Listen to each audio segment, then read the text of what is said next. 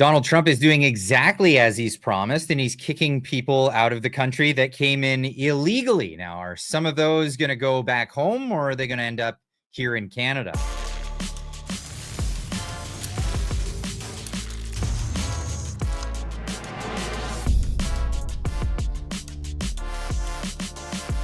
Ladies and gents, welcome back. There's a lot of people that don't want to go back to where they came from, and for a lot of reasons, for a lot of good reasons on their part. But listen, here's the thing: you got to enter the country legally if you want to be able to stay. But it's looking kind of sketchy, to say the least, when it comes to Canada. We have here Border Services Canada posting this out on X, saying entry into Canada anywhere but at an official port of entry is dangerous and illegal. You will be arrested. Learn more. To which, if you click on this link, it actually takes you to the Refugee Protection in Canada laws. It doesn't tell you that you cannot enter the country. It doesn't tell you that you shouldn't enter the country. It tells you how you can go about claiming refugee status. Now, this has just become a ridiculous situation in Canada because there are a lot of bad guys. There are a lot of bad people, but there are a lot of families. And this is something that's been happening across our entire border here in Canada. And to talk about this, I brought in a good friend of the channel. You may know him from RuddyCast. He's also got an English version. So if you speak English, you can check out his English channel. And if you hable español, well, get on over there and check it out there. I want to welcome to the show, Rudy. Rudy, thank you so much for joining me today. Thank you for having me, brother. Always a pleasure. So you immigrated legally to Canada from Venezuela, and as a lot of people have. And we welcome people who want to come here and do it the legal way and contribute to society, as you're doing yourself, you and your family. And that's great to hear. But you've been reporting on the news of what's been going on, basically with the whole Venezuela situation, with what's happening with this influx of migrants coming into the United States. And now that Donald Trump is really cracking down, there is a mix. There is a mix of people who are just genuinely trying to flee a bad situation with Maduro and Venezuela and where they're at, full-blown communism. But then there's also some really unsavory characters. Tell me a bit about what is this? Tren del Agua? I don't know if I'm pronouncing that right. Yeah, man. Thank you for having me again. Yeah, el Tren del Agua. Tren del Agua.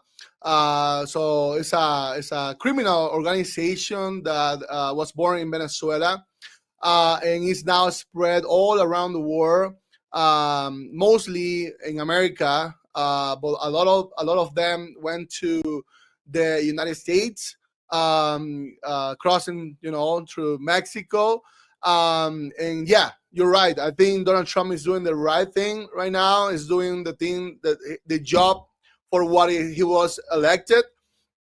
He has a mandate, and I understand that. And yeah, I came to Canada a little bit more of 8 years ago. Yeah, so we came, as students and work visa. We did the right thing, and yeah, so we're here working. We've been here paying taxes, doing everything. And now we have even a new kid who is Canadian, right? But unfortunately, a lot of people that is escaping Venezuela, they're looking for a better life, and a lot of people went to the United States. They crossed the border illegally. I wouldn't say all of them. I guess a lot of people also had the American visa. They went there legally. But and the other thing is that criminals blend between these people, good people, and they arrive in United States and they start committing crimes because they are criminals. So that's basically what it happens. I think we kind of mentioned that also in the first video when you had me here in your channel, and but now there's a new thing, and the new thing is that Donald Trump, they now are calling El Tren del Agua not only a criminal organization, but a global terrorist organization, which is more serious than just a cartel. And they've been doing a lot of stuff. And yeah, so there you go. You have the post from Richard Grenell. Is that how you pronounce it, right? That's correct. Yeah.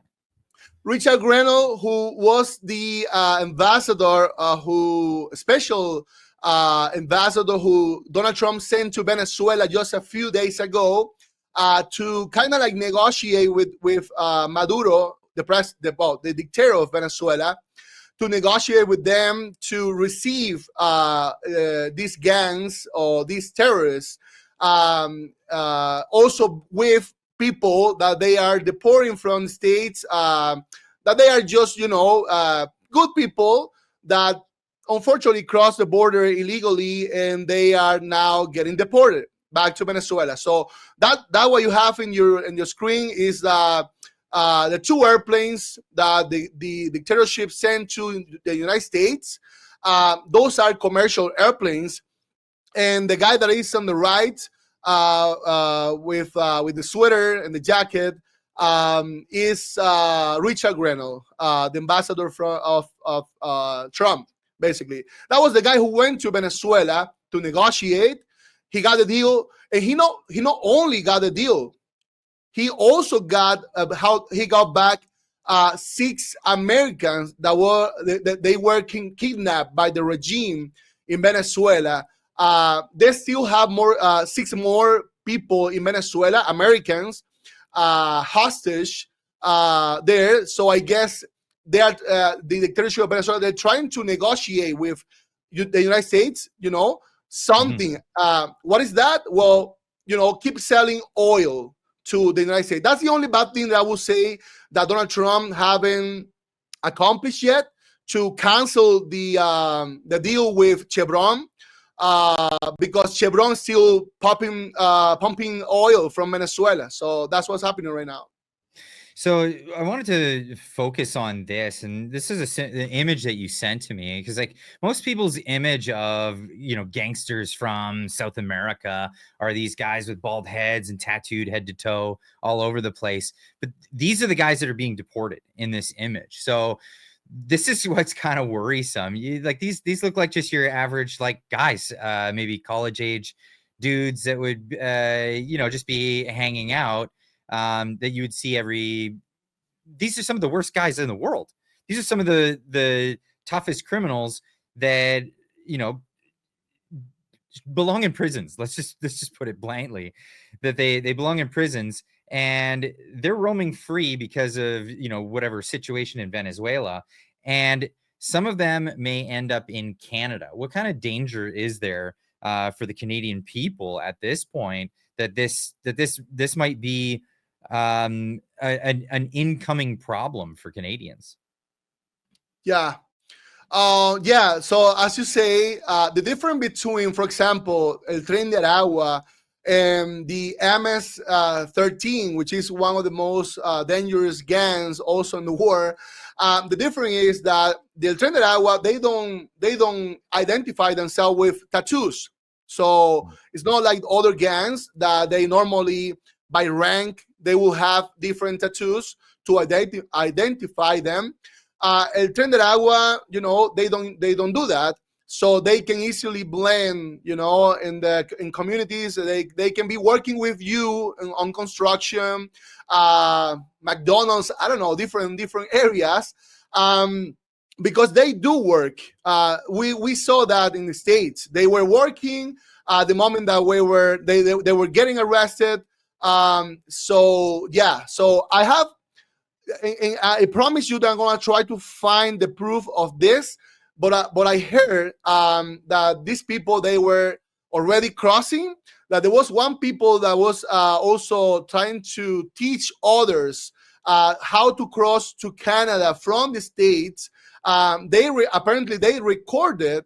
They put it on TikTok, and the guy is now living in Toronto. So, but yeah, so I need to confirm this.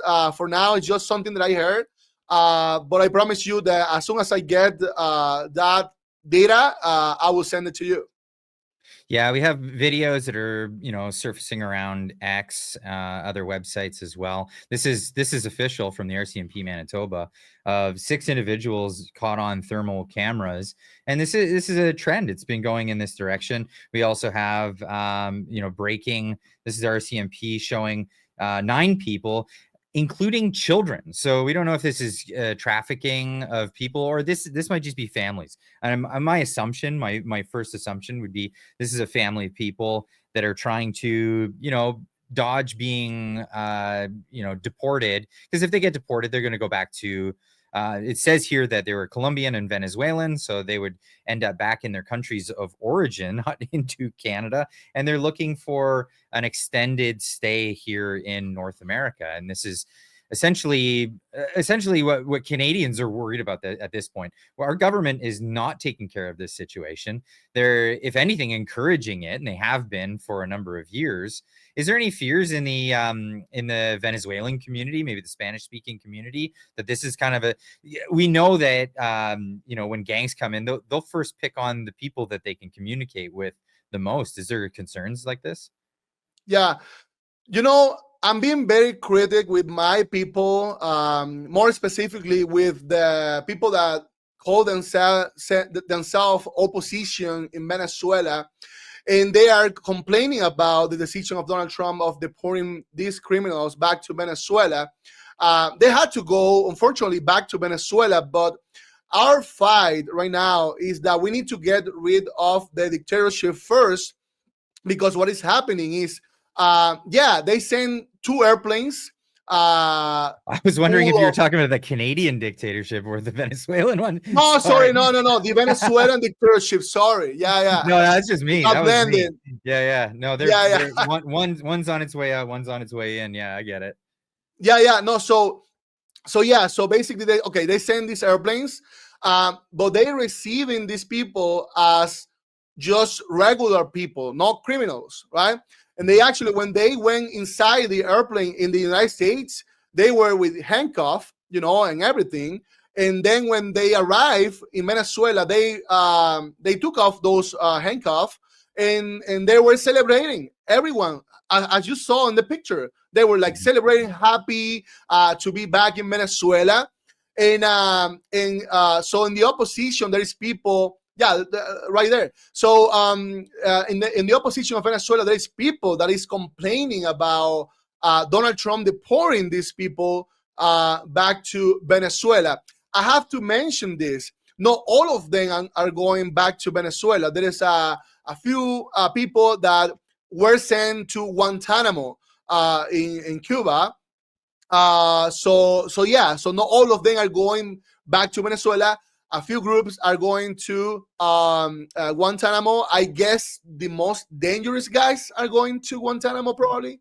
That's only my guess. I don't have too much information about that, but that's what is happening. The people is afraid, yes, because I don't know if people in your audience probably might remember when Donald Trump said that Caracas, Venezuela, was right now safer than New York, for example, in the States.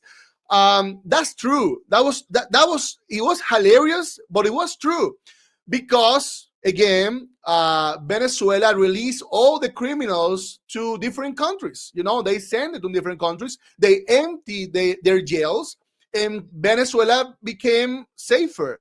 Now, with these people going back to Venezuela, I guess people is worried that more crime is gonna rise up in the streets soon. So that's gonna happen for sure.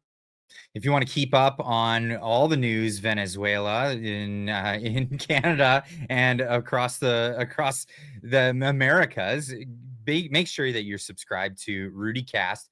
He has 2 channels. If you hable español, you can head on over to this one, of course, as well. And I'll be appearing on that one as well. But there's also the English channel. So go check them both out. YouTube has a great translation service for either which way. So links, as always, will be in the description down below. I want to thank you so much, Rudy, for joining me today. Thank you, brother. Always.